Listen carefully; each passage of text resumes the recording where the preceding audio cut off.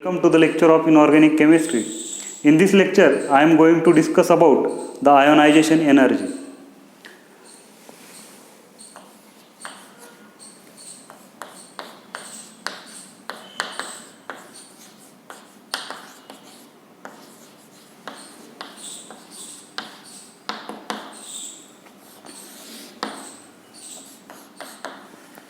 So, what is ionization energy?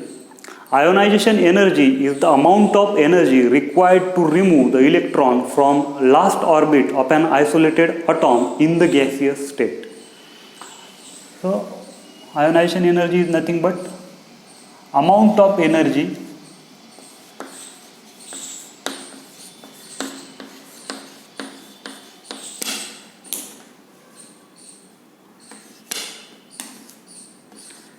required to remove electron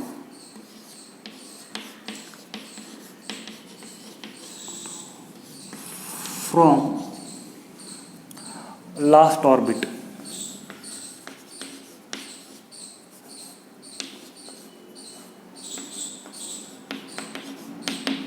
म्हणजे last orbit मधला ॲटॉममध्ये last orbit जे आहे त्या लास्ट ऑर्बिटमधल्या इलेक्ट्रॉनला रिमूव्ह करण्यासाठी जी एनर्जी लागते त्याला आपण आयोनायझेशन एनर्जी असं म्हणतो.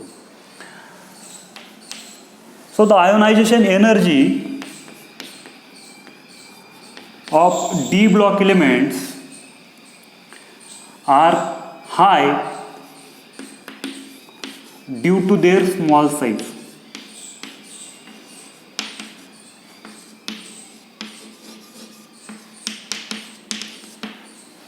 डी ब्लॉक एलिमेंट्स जे आहेत त्यांची आयोनायझेशन एनर्जी जी आहे ती जास्त आहे. कशामुळे?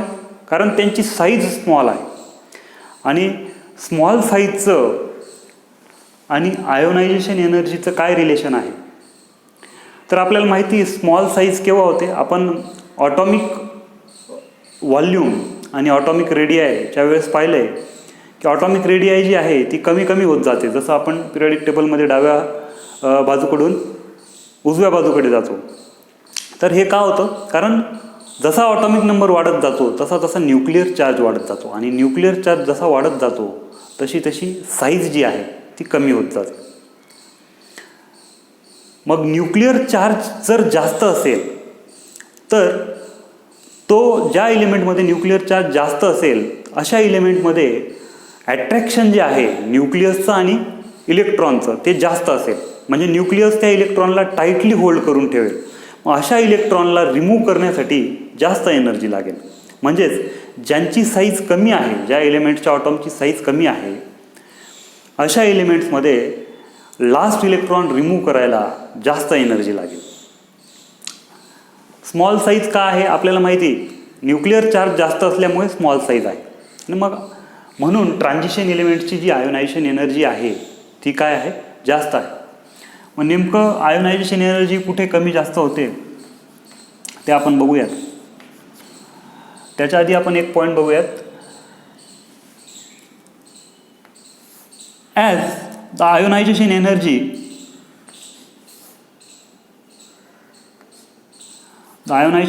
Of d block elements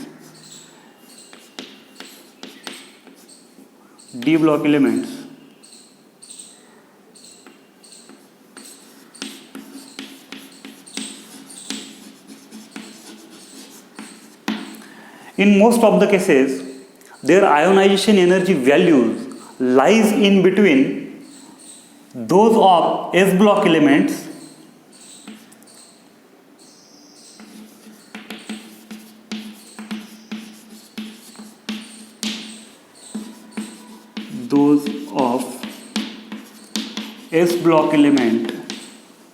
S and P block.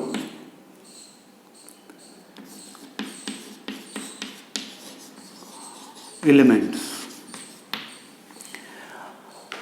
Transition element D block एलिमेंट्समध्ये जे एलिमेंट्स आहेत त्या सर्वांची आयोनायझेशन एनर्जीची जी व्हॅल्यू आहे ती एस ब्लॉक एलिमेंट आणि पी ब्लॉक एलिमेंट्स च्या आयोनायझेशन एनर्जी जी व्हॅल्यू आहे त्याच्यामध्ये आहे. म्हणजेच काय, आयोनायझेशन एनर्जी आपल्याला माहिती आहे, एस ब्लॉक एलिमेंट इकडे आहे, पी ब्लॉक एलिमेंट आणि मध्ये डी ब्लॉक एलिमेंट आहे.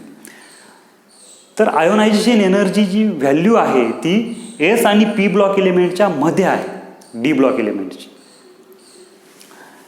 दिस indicates that the D block elements are less electropositive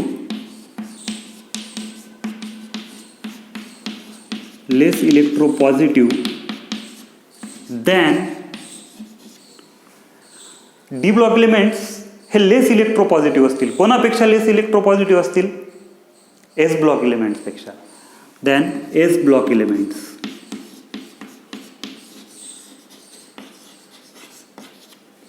and more electropositive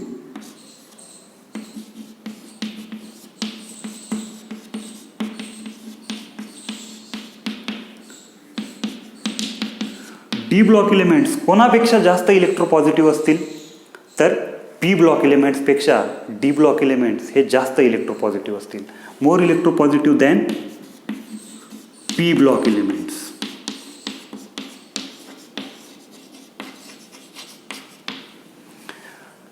D block एलिमेंट्सची जी आयोनायझेशन एनर्जीची व्हॅल्यू आहे ती एस ब्लॉक एलिमेंट आणि पी ब्लॉक एलिमेंटच्या मध्ये आहे. आणि याच्यावरून आपल्याला काय लक्षात येतं आहे की डी ब्लॉक एलिमेंट जे आहेत ते लेस इलेक्ट्रोपॉझिटिव्ह आहेत, एस ब्लॉक एलिमेंटपेक्षा कमी इलेक्ट्रोपॉझिटिव्ह आहेत आणि पी ब्लॉक एलिमेंटपेक्षा जास्त इलेक्ट्रोपॉझिटिव्ह आहेत. आपण पाहिलं आहे की पिरियॉडिक टेबलमध्ये लेफ्ट हँड साईडला जे एलिमेंट्स आहेत म्हणजे एस ब्लॉक एलिमेंट यांचं इलेक्ट्रोपॉझिटिव्ह कॅरेक्टर जास्त आहे. आणि जसं जसं आपण उजव्या हाताला जातो तसं इलेक्ट्रोपॉझिटिव्ह कॅरेक्टर कमी होत जातं आणि इलेक्ट्रोनिगेटिव्हिटी जी आहे ती वाढत जाते. So, as we move along a transition series from left to right, the ionization energy increases slightly. Ionization energy increases slightly as the atomic number is increases. So आपण transition सिरीजमध्ये डाव्या बाजूकडून उजव्या बाजूकडे जसं जातो तसं तसं आयोनायझेशन एनर्जी जी आहे ती स्लाइटली इन्क्रीज होते. जसा ऑटॉमिक नंबर वाढतोय तशी तशी आयोनायझेशन एनर्जी वाढते, परंतु काय होतं, हळूहळू वाढते आयोनायझेशन एनर्जी. मग आयोनायझेशन एनर्जी वाढते का आहे आणि वाढत असेल तर स्लाइटलीच काय इन्क्रीज होते आयोनायझेशन एनर्जी ते आपण आता पाहूयात. As the atomic number is increases, as the atomic number is increases, आपल्याला माहिती आहे ऑटॉमिक नंबर जर वाढला तर काय होतं, nuclear charge is also increases.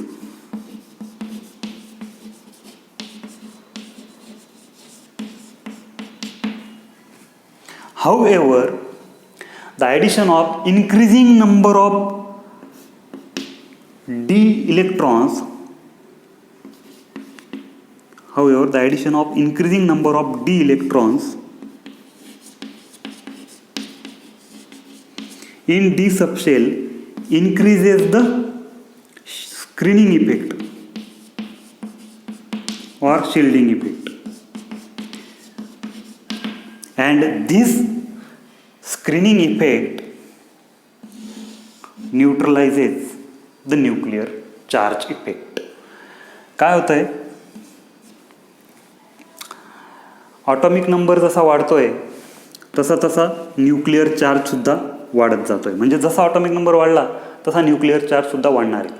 जेवढा न्यूक्लिअर चार्ज जास्त असेल, न्यूक्लियसवर जर पॉझिटिव्ह चार्ज जो आहे तो जेवढा जास्त असेल तेवढा तो न्यूक्लियस त्याच्या अवतीभोवती ज्या शेल्स आहेत त्यांच्यामधल्या इलेक्ट्रॉन्सला टाईटली होल्ड करून ठेवेल, टाईटली बाउंड करून ठेवेल. आणि अशा मग टाईटली बाउंडेड इलेक्ट्रॉन्सला रिमूव्ह करण्यासाठी जास्त एनर्जी लागेल. म्हणजे आयोनायझेशन एनर्जी का वाढते, तर न्यूक्लिअर चार्ज वाढल्यामुळे वाढते. परंतु आयोनायझेशन एनर्जी स्लाइटलीच काय इन्क्रीज होते, आयोनायझेशन एनर्जी वाढते परंतु खूप स्लाइटली म्हणजे कमी प्रमाणात जे आहे ते त्याचं आयोनायझेशन एनर्जी वाढते. तर ते कशामुळे होते, कारण स्क्रीनिंग इफेक्ट वाढतोय. स्क्रीनिंग इफेक्ट जो आहे तो ह्या न्यूक्लिअर चार्ज इफेक्टला न्यूट्रलाइज करतोय आणि म्हणून स्लाइटली इन्क्रीज होत आहे आयोनायझेशन एनर्जीमध्ये. जसा ऑटॉमिक नंबर वाढतोय तसं पाहायला गेलं तर जसा ऑटॉमिक नंबर वाढतोय त्या पद्धतीनेच आपली आयोनायझेशन एनर्जी इन्क्रीज व्हायला हवी होती. परंतु काय होतंय, स्क्रीनिंग इफेक्ट जो आहे तो ह्या न्यूक्लिअर चार्ज इफेक्टला न्यूट्रलाइज करतोय आणि म्हणून स्लाइटली इन्क्रीज होत आहे आयोनायझेशन एनर्जीमध्ये. आपण पाहिलं होतं काय होतं,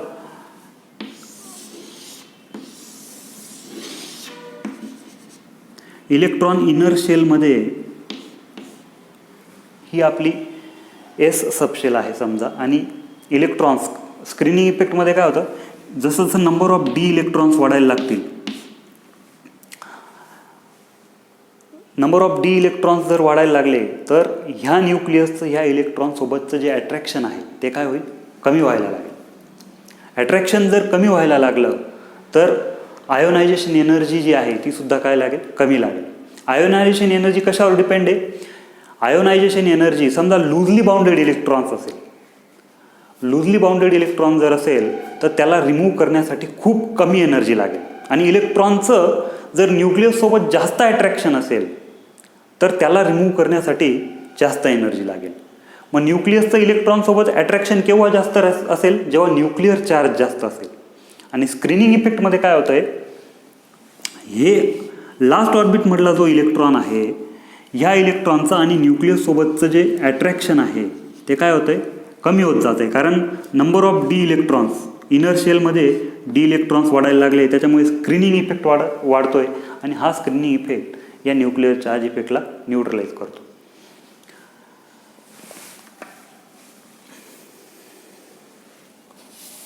So the ionization energy increases from left to right. Ionization energy increases from left to right in a transition series, but slightly.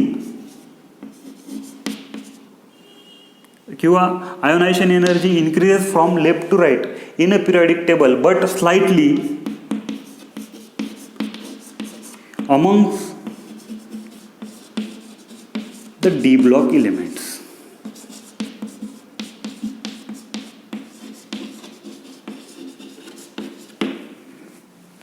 म्हणजे पिरियडिक टेबलमध्ये जसं आपण डाव्या बाजूकडून उजव्या बाजूला जातो तसं तसं आयोनायझेशन एनर्जी जी असते ती वाढत जाते.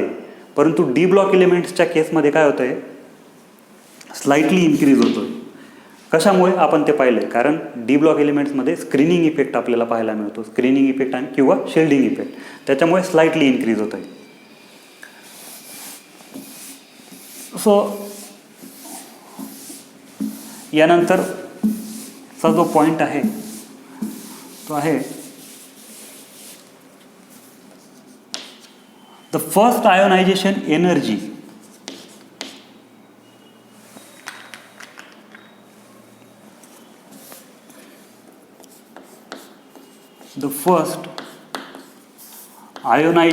energy of chromium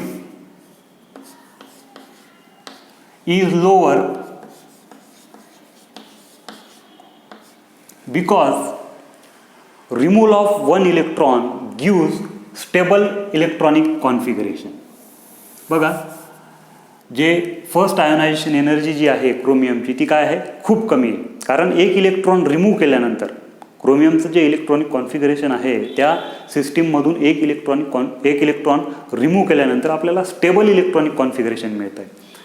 क्रोमियमचं electronic configuration आपल्याला माहिती काय आहे, 4s1 3d5.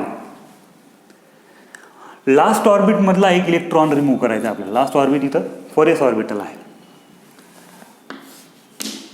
Last electron remove केल्यानंतर आपल्याला क्रोमियम प्लस 4s0 3d5 हे इलेक्ट्रॉनिक कॉन्फिगरेशन मिळणार आहे. म्हणजेच हे जे इलेक्ट्रॉनिक कॉन्फिगरेशन आहे हे जास्त स्टेबल इलेक्ट्रॉनिक कॉन्फिगरेशन आहे ॲज कम्पेअर टू दिस. आणि हा एक इलेक्ट्रॉन रिमूव्ह करण्यासाठी जी एनर्जी लागेल, पहिला इलेक्ट्रॉन म्हणजे एक इलेक्ट्रॉन रिमूव्ह करण्यासाठी ही जी रिॲक्शन आहे, लॉस ऑफ 1 इलेक्ट्रॉन होतो या ठिकाणी. मग याला आपण फर्स्ट आयोनायझेशन एनर्जी म्हणतो. First ionization energy. मग फर्स्ट आयोनायझेशन एनर्जी का कमी आहे? कारण एक इलेक्ट्रॉन जर आपण रिमूव्ह केला तर आपल्याला स्टेबल इलेक्ट्रॉनिक कॉन्फिगरेशन मिळतं आहे, हाफ फील्ड इलेक्ट्रॉनिक कॉन्फिगरेशन मिळतं आहे. म्हणून फर्स्ट आयोनायझेशन एनर्जी जी आहे क्रोमियमची ती कमी आहे. However zinc has highest ionization energy. झिंकची आयोनायझेशन एनर्जी काय आहे? खूप जास्त आहे. कारण काय? Because the electron has to be removed from highly stable D10 electronic configuration. किंवा आपण असं म्हणू शकतो because the electron has to be removed from 4s orbital of highly stable electronic configuration. 4s आपल्याला झिंकचं इलेक्ट्रॉनिक माहिती 4s to 3d10 हे electronic configuration आहे झिंकचं. आणि हे हायली स्टेबल म्हणजे आपण जेव्हा स्टेबल इलेक्ट्रॉनिक कॉन्फिगरेशनकडून अनस्टेबल इलेक्ट्रॉनिक कॉन्फिगरेशनकडे जात असतो तेव्हा आयोनायझेशन एनर्जी आहे ती जास्त असते. आता हे हायली स्टेबल इलेक्ट्रॉनिक कॉन्फिगरेशन आहे.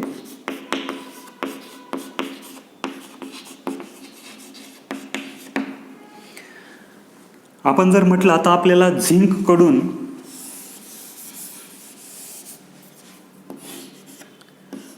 झिंक प्लसकडे जायचं आहे. झिंक प्लस जेव्हा होईल तेव्हा इलेक्ट्रॉनिक कॉन्फिगरेशन काय होईल? 4s1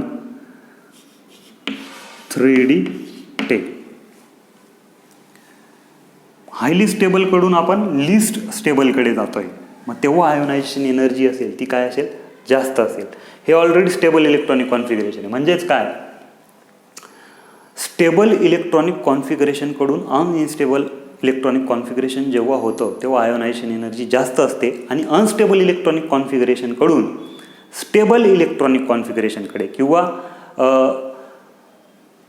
कमी स्टेबल इलेक्ट्रॉनिक कॉन्फिगरेशनकडून जास्त स्टेबल इलेक्ट्रॉनिक कॉन्फिगरेशनकडे आपण जेव्हा जातो तेव्हा आयोनायझेशन एनर्जी असते ती काय असते? कमी असते. म्हणून the first ionization energy of chromium is lower due to the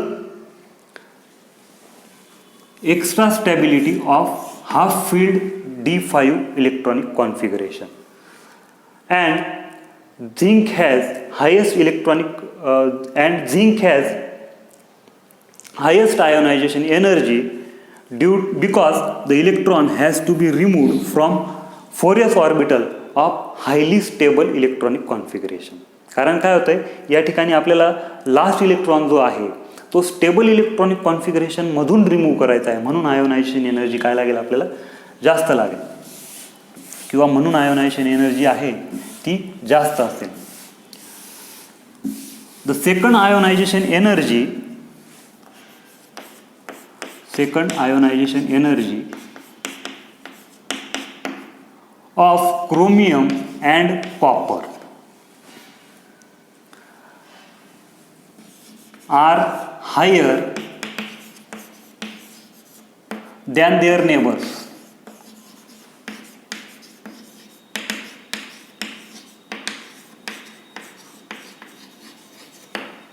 म्हणजे क्रोमियम आणि कॉपरचे जे शेजारचे जे इलेमेंट्स आहेत त्यांच्यापेक्षा क्रोमियम आणि कॉपरची सेकंड आयोनायझेशन एनर्जी जी आहे ती जास्त आहे.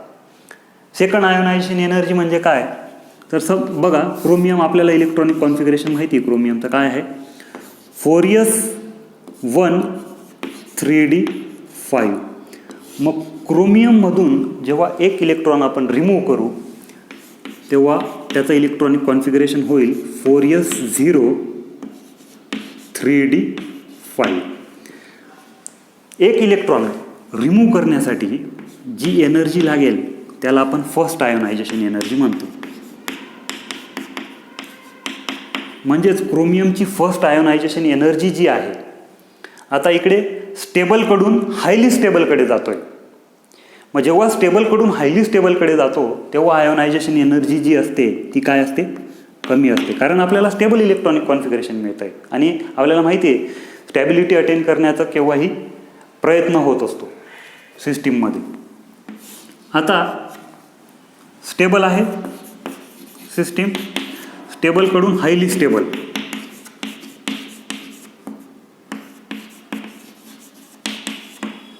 अशा केसमध्ये आयोनायझेशन एनर्जी कमी लागेल. आता ही जी सिस्टीम आहे 4s0 3d5 ही हायली स्टेबल सिस्टीम आहे. हायली स्टेबलकडून आता सेकंड आयोनायझेशन एनर्जी जी आहे, आता काय होईल इलेक्ट्रॉनिक कॉन्फिगरेशन? क्रोमियम 2+ 4s0 होईल आणि 3d4. ही सिस्टीम स्टेबल आहे का? नाही. सगळ्यात जास्त हायली स्टेबल सिस्टीम ही आहे. ही आहे अनस्टेबल सिस्टीम, अनस्टेबल कॉन्फिगरेशन आहे ॲज कम्पेअर्ड टू धिस. आणि म्हणून याची जी आयोनायझेशन एनर्जी आहे, सेकंड आयोनायझेशन एनर्जी काय असेल? जास्त असेल. फर्स्ट आयोनायझेशन एनर्जी क्रोमियमची काय आहे? कमी आहे. आणि सेकंड आयोनायझेशन एनर्जी काय आहे? जास्त आहे. कारण फर्स्ट आयोनायझेशन एनर्जीमध्ये आपण स्टेबलकडून हायली स्टेबल इलेक्ट्रॉनिक कॉन्फिगरेशनकडे जातोय आणि सेकंड आयोनायझेशन एनर्जी जेव्हा आहे तेव्हा आपण हायली स्टेबलकडून अनस्टेबल सिस्टीमकडे जातोय. म्हणून आयोनायझेशन एनर्जी काय आहे? जास्त आहे. कॉपरचंही सेम. कॉपर जर आपण घेतलं, कॉपरचं इलेक्ट्रॉनिक कॉन्फिगरेशन आहे 4s1 3d10. Copper plus first ionization energy काय होईल इथं? 4s0 3d10. Second ionization energy नंतर इथं plus electron, second ionization energy काय होईल? Copper 2+ 4s0 3d9. आता ह्या तिघही सिस्टीममध्ये हायली स्टेबल कॉन्फिगरेशन जे आहे ते कोणतं आहे? हे आहे. हायली स्टेबल आहे. हे स्टेबल आहे, हे हायली स्टेबल आहे आणि हे अनस्टेबल कॉन्फिगरेशन आहे. मग आपण काय? फर्स्ट आयोनायझेशन एनर्जी कॉपरची सुद्धा काय असेल? कमी असेल. सेकंड आयोनायझेशन एनर्जी हायली स्टेबलकडून अनस्टेबलकडे जातोय, सेकंड आयोनायझेशन एनर्जी जास्त असेल. So the second ionization energy of chromium and copper are higher than their neighbors because due to the extra stability of half filled D5 and completely filled D10 electronic configuration and the removal of electron from highly stable half filled and completely filled D subshell require maximum amount of energy. Highly stable D5 आणि D10 electronic configuration असताना last electron remove करायला खूप जास्त energy लागते. म्हणून यांची जी second ionization energy आहे, ही second ionization energy ती काय आहे? जास्त आहे. सेकंड आयोनायझेशन ही मॅक्सिमम. मग आपण आयोनायझेशन एनर्जीमध्ये काय काय पाहिलं तर the ionization energy of d block elements are high due to their small size. कारण काय स्मॉल साईज का बरे? कारण न्यूक्लिअर चार्ज जास्त आहे. न्यूक्लिअर चार्ज जास्त आहे त्याच्यामुळे आयोनायझेशन एनर्जीसुद्धा काय लागेल? जास्त लागेल. म्हणजेच न्यूक्लिअर चार्ज वाढतोय, म्हणून न्यूक्लिअर चार्ज वाढतोय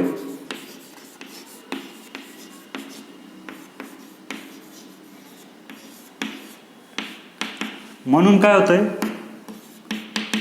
साईज जी होते ती काय होते, कमी होते. आणि साईज कमी होते म्हणून आयोनायझेशन एनर्जी जी आहे ती वाढते. बरोबर.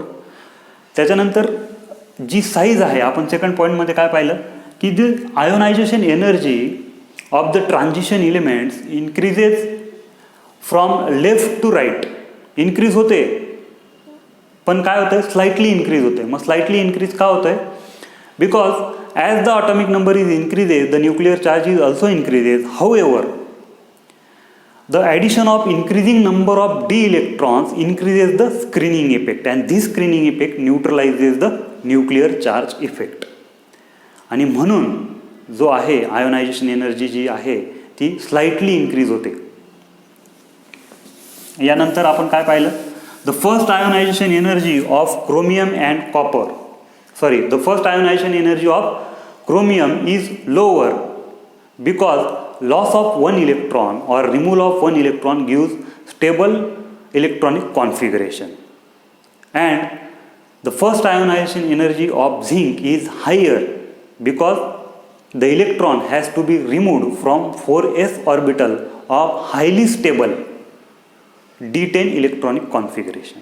कारण इलेक्ट्रॉन आता हायली स्टेबल जी सिस्टीम आहे त्याच्यामधनं इलेक्ट्रॉन रिमूव्ह करायचा आहे, म्हणून आयोनायझेशन एनर्जी काय लागेल, जास्त लागेल.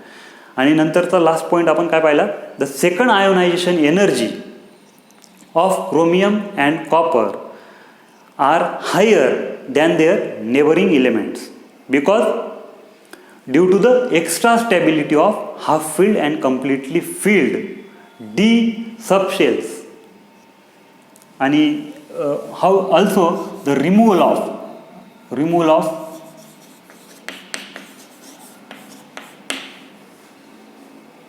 electron from highly stable D5 and D10 configuration, electron configuration require maximum amount of energy.